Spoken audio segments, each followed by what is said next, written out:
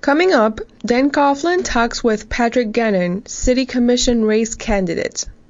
I'm here with Patrick Gannon, who has decided to join the political fray and run for City Commission this year. Why did you decide to get mixed up in all this stuff? As I began to look at what was happening here in Sarasota, I realized that what was needed now is balanced leadership for practical solutions. And that's what I'm bringing to the table, I believe, as a differentiated candidate, that I can apply my business sense for how to move projects forward, but also with a attention to detail and an understanding of the needs of the citizens. What specifically do you think is not working in Sarasota? The biggest thing that's not working is the disconnect between the city's goals and its operations, primarily through the rules, the zoning codes, et cetera, that govern how staff works and how the businesses interact with the cities, and lays out the rules for how neighborhoods are developed, how land development occurs. If you're able to succeed at your greatest priorities, let's say you get elected and you're as successful as you envision that you could be, what would change? What would you like to see happen in this town?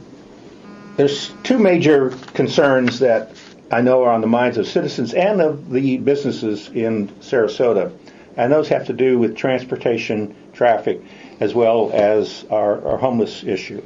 What do you think the city can do with respect to attracting STEM jobs, career paths that are available to younger people? There are small, medium-sized companies here, some in downtown, some in the county, some large ones like ClickBooth. Volt is one of the big successes here locally. Started up, did its first project implementing voice alert and texting for Sarasota Memorial Hospital, and now they've expanded to doing solutions for hospitals all around the U.S.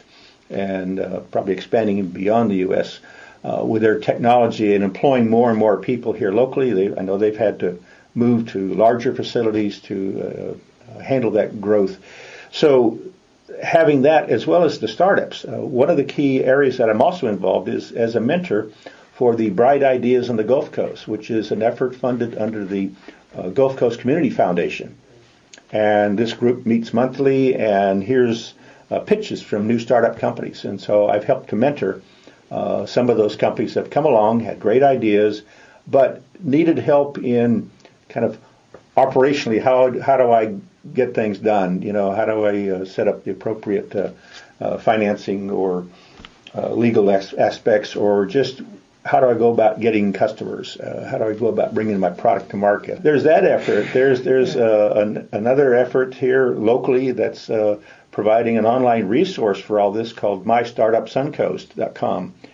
That's doing a great job to actually identify all the resources that are available for startup companies. So it's not only the community foundations and things like that, but just what's available from the Economic Development Corporations of Sarasota County, Manatee County, what's available from the Chambers of Commerce, et cetera, from the kind of the startup spaces. I think in downtown Sarasota, last count, we have 5 different incubator startup spaces available where you want to just rent a desk or rent an office. And it's not just renting, it's the community of like-minded people working together. Those are, to me, is a lot of the facilities that are available to enable that early startup, as well as get people introduced to the right funding sources and also the right kinds of resources. We have an abundance of talent here of either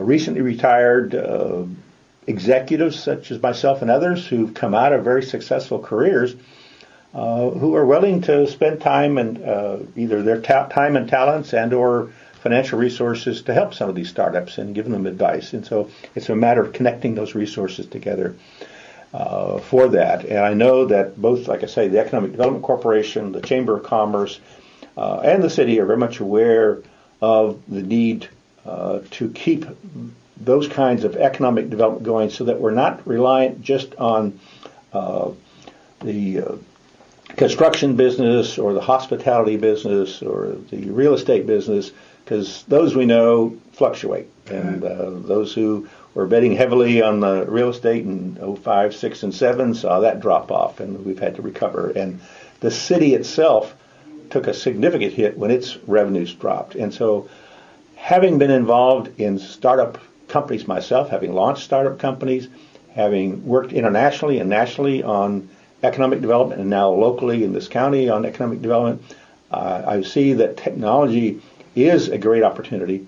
Thank you very much for taking the time.